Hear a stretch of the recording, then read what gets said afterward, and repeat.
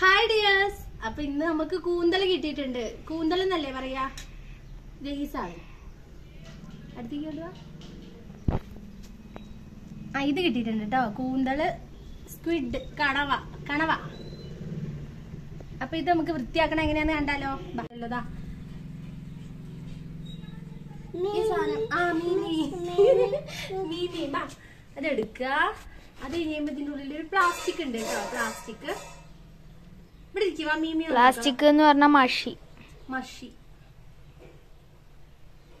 പുറത്തുണ്ട് ചെറിയ plastic dress. ഇങ്ങനെ ഈ തോലിങ്ങനെ എടുത്തിട്ട് എവിടെ ഇരിക്കും. ഇപ്പൊ നല്ല നമുക്ക് നൊങ്ക് പോലെ ഉണ്ട്. നൊങ്ക് എന്നെ കാണിക്ക്. ഈ തോലെടുത്ത് കഴിഞ്ഞപ്പോ ഇത് കാണാൻ നൊങ്ക് പോലെ ഉണ്ട്. നമ്മൾ കഴിക്കില്ലേ നൊങ്ക്, അങ്ങനെ കടിച്ച് തിന്നണം അല്ലേ.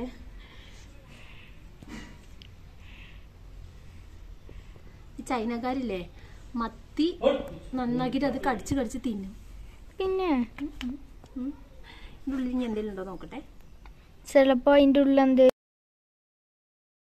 അകത്ത് മഷി പൊട്ടാതെ നോക്കണം കേട്ടോ. മഷി പൊട്ടിക്കഴിഞ്ഞാൽ ഭയങ്കര പാടാണത് ശരിയാക്കാനായിട്ട്. നമുക്ക് കഴുകിയെടുക്കാനായിട്ട് എത്ര കഴുകിയാലും പോവില്ല. പിന്നെ ഈ പ്ലാസ്റ്റിക് എടുത്തു കഴിഞ്ഞാൽ നമുക്ക് വേറെ പണിയൊന്നുമില്ല. പുറത്തുള്ള വയലറ്റ് കളർ പാടൊന്ന് കളഞ്ഞാൽ മാത്രം മതി കേട്ടോ. പൊന്നും കൂടി സഹായത്തിനുണ്ടായിരുന്നു. ആ തൊലി കളയണൊക്കെ പൊന്നാണ് ചെയ്തത് കേട്ടോ. അപ്പോൾ അത് ഞങ്ങൾ വേഗം തന്നെ ചെയ്തെടുത്തു. അധികം നേരമൊന്നും ആയില്ല. പൊട്ടിക്കട്ടെ? വേണ്ട, വാട്ടർ ബലൂൺ പോലെ ഉണ്ട്. അപ്പോൾ അത് നമ്മൾ ഇതിലേക്ക് മാറ്റിക്കാം. അത് കഴിഞ്ഞിട്ട് പിന്നെ എടുക്കേണ്ടത് നമ്മൾ പ്ലാസ്റ്റിക് എടുക്കണം. ഇതാണ് പ്ലാസ്റ്റിക്. എന്നിട്ട് പിന്നെ നമ്മൾ ഈ ലാസ്റ്റ് ഈ സംഭവം.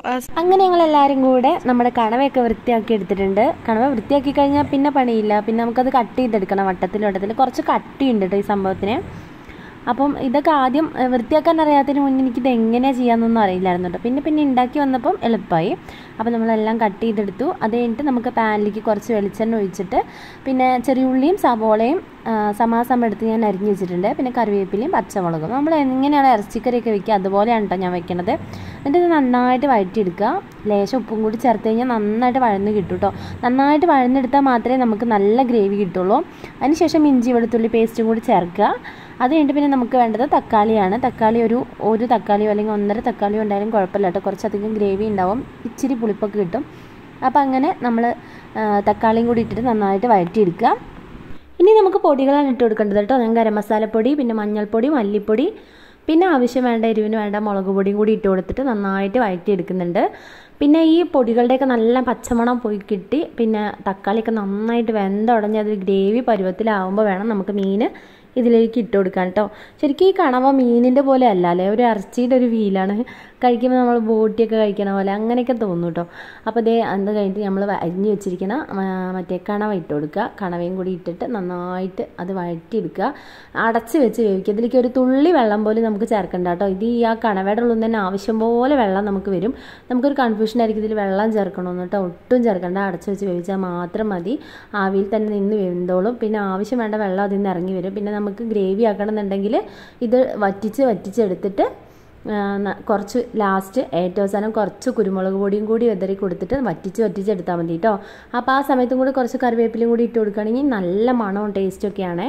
അപ്പോൾ അത് കഴിഞ്ഞ് നല്ലോണം കുറുകി വന്നിട്ടുണ്ട്. കുറച്ച് നേരം ഇങ്ങനെ തുറന്ന് വെച്ച് വേവിച്ചാൽ തന്നെ അതിൻ്റെ ചാറൊക്കെ അങ്ങോട്ട് വറ്റിക്കോളും. അത് കഴിഞ്ഞ് ഞാൻ കുരുമുളക് പൊടിയും കൂടി ചേർത്ത് കൊടുത്തിട്ടുണ്ട്. അത് കഴിഞ്ഞിട്ട് നന്നായിട്ട് മിക്സ് ചെയ്ത് കൊടുത്തു. അത് നല്ലോണം ഗ്രേവി പരുവത്തിലായി കേട്ടോ. അതിൻ്റെ വെള്ളമൊക്കെ പോയി നല്ല എന്താ പറയുക റോസ്റ്റ് പോലെ ആയിട്ടുണ്ട്. അപ്പോൾ ഇനി ചോറ് വിളമ്പാൻ പോവുകയാണ്. ഞാൻ ചോറ് എടുത്തിട്ടുണ്ട്. ഉച്ചയ്ക്ക് രാവിലെ കഴിച്ചിട്ടുണ്ടായിരുന്നില്ല, ഉച്ചയ്ക്കാണ് കഴിക്കുന്നത്. അപ്പോൾ നമ്മുടെ ഈ സ്ക്വിഡിൻ്റെ റോസ്റ്റും കൂടി എടുത്തിട്ടുണ്ട്. പിന്നെ അതുപോലെ കുറച്ച് കുഞ്ഞാവയ്ക്ക് വേണ്ടി 2-3 മീൻ വറുത്തിട്ടുണ്ടായിരുന്നു. നമ്മുടെ ചെമ്പല്ലി മീനായിരുന്നു. അപ്പോൾ അതെടുത്തിട്ടുണ്ട്. അപ്പം കുഞ്ഞാവയ്ക്ക് മീൻ മാത്രമേ ഇഷ്ടമുള്ളൂ. അവൻ ചിക്കനോ വേറെ ഒന്നും കഴിക്കില്ല. അത് കഴിഞ്ഞിട്ട് ചിക്കൻ കറി ഉണ്ടായിരുന്നു. ചിക്കൻ കറിയും കൂട്ടിയിട്ട് ഉച്ചയ്ക്ക് ഊണ് കഴിക്കാനായിട്ട് പോവുകയാണ്. പൊന്നു നേരത്തെ ഊണ് കഴിച്ചിട്ടുണ്ടായിരുന്നു. ഇനി ഞാൻ മാത്രമേ കഴിക്കാനുള്ളൂ. അപ്പോൾ ഞാൻ ഈ വീഡിയോ ഒക്കെ എടുത്ത് കഴിഞ്ഞിട്ട് കഴിക്കാൻ പോവാണ് കേട്ടോ. അപ്പം ഇത്രയേ ഉള്ളൂ കേട്ടോ നമ്മുടെ കുഞ്ഞു വീഡിയോ ഇഷ്ടമാണെങ്കിൽ പ്ലീസ് ഒന്ന് സബ്സ്ക്രൈബ് ചെയ്ത് സപ്പോർട്ട് ചെയ്യണേ. ഇതുവരെ സപ്പോർട്ട് ചെയ്തവർക്കും വീഡിയോ മുഴുവനായിട്ട് കണ്ടവർക്കും ഒരുപാട് നന്ദി കേട്ടോ. അപ്പം നമുക്കിനി അടുത്ത വീഡിയോ ആയിട്ട് കാണാം കേട്ടോ. അപ്പോൾ ഇത്രയേ ഉള്ളൂ ഇന്നത്തെ വീഡിയോ. കുഞ്ഞു വീഡിയോ അടുത്ത വീഡിയോ ആയിട്ട് വരുന്നവരെ ബായ്.